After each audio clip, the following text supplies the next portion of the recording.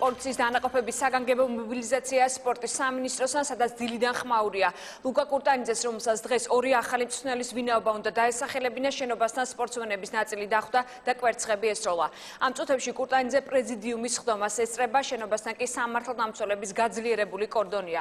ოთარ გიორგაძე ჩაგორთვება ადგილიდან პირდაპირ ეთერში. ოთარ, როგორია ბოლო ინფორმაცია, რა ხდება შენობის გარე პერიმეტრზე და ხომ არ მიუღია პრეზიდიუმს უკვე კონკრეტული გადაწყვეტილება? ჭიდაობის ფედერაციის პრეზიდიუმის ხდომა სპორტის სამინისტროში 11 საათისთვის იყო დაანონსებული, თუმცა დაახლოებით 9 საათით ადრე აქ მოვიდნენ სპორტსმენები, რომლებმაც გასულ კვირას ლუკა კურტანიძეს კაბინეტის კარი აუჭედეს. დღეს მათ გადაწყვიტეს, რომ ლუკა კურტანიძე სამინისტროში შესვლამდე კიდევ ერთი ინციდენტის მონაწილე გამხდარიყო და მის მიმართულებით კვერცხები ისროლეს. აქ იყო გარკვეული ინციდენტი, რადგანაც პრეზიდიუმის ხდომას ასევე ესწრება კავშირის ფედერაციის ხელმძღვანელი და პარლამენტარი სოსო ჯაჭულიანი.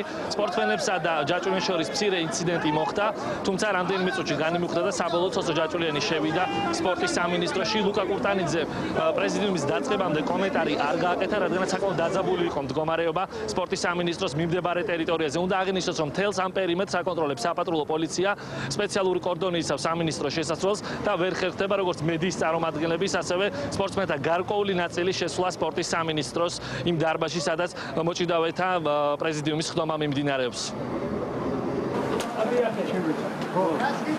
არ შეუშვი. ადიაკები, შენ. ადიაკიდან მეთქი გეუბნები შემოყალატე. ადიაკიდან. ეს როლი თამარა.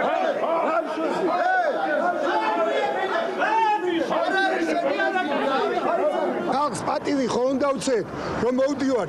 უბრალოდ ერთ-ერთ ხალხს ვიტყვი, ოღონდ პოლიტიკურად არ მიიღოთ ეს. სააკაშვილის დროს ამას ვერავინ ვერ გაბედავდა. არიან პიროვნებები, რომელიც პოლიტიკასთან აკავშირებენ სპორტს და არანაირი პოლიტიზირება არ არის რა. სპორტი და პოლიტიკა რა შუაში არის, ხო? არა ძმაო, არ უნდათ ხალხს, არ უნდათ მოჭიდავეებს, არავის არ უნდა ეს კაცი, იმიტომ რომ ვერ უძღვება ჩვენ გუნდს, ჩვენ ნაკრებს ვერ უძღვება და ვერ ვასახელეთ ესე საქართველოს. რა მე პირადად როგორც მოჭიდავე გულის შემტკივა იმისთვის, რომ შედეგი არა გვაქვს. დარბაზის საშუალება უნდა დაესწრება, პრობლემა არ არის. ახლა თუ არის საშუალება დაესწრება.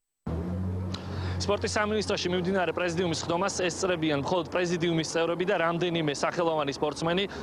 ჩვენ როგორც კომენტარებიდან მოისმინეთ, ჩავწერეთ ლერი ხაბელოვი, რომელმაც აღნიშნა, რომ იმ შემთხვევაში თუ იქნებოდა შესაძლებლობა და ადგილი, სპორტსმენები დაესწრებოდნენ პრეზიდიუმის ხდომას, თუმცა ეს ასე არ მოხდა.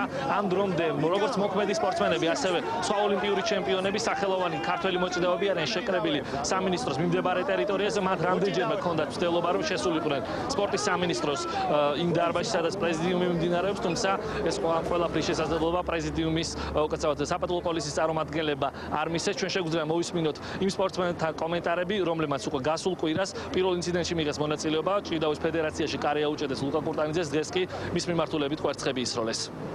ყოველდღე გაგრძელდება ესეთი შეკრებები და ესეთი მოვთქვენ აქციები რა.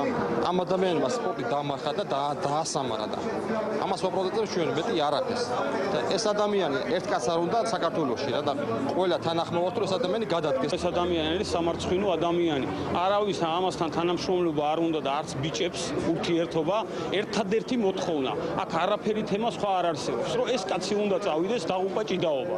ამდენი წელი ვიმუშავე, ამდენი სოფლიო ჩემპიონი გამოვიდა ჩვენ ხელში, მწვრთნელების ხელში, ვინც ავართ რაღაცა, მაგრამ არანაირი პრეტენზია არ გამაჩნია, მაგრამ ჭიდაობის ფედერაციას ნორმალური ხელმძღვანელობა ჭირდება, ადეკვატური ხელმძღვანელობა რა.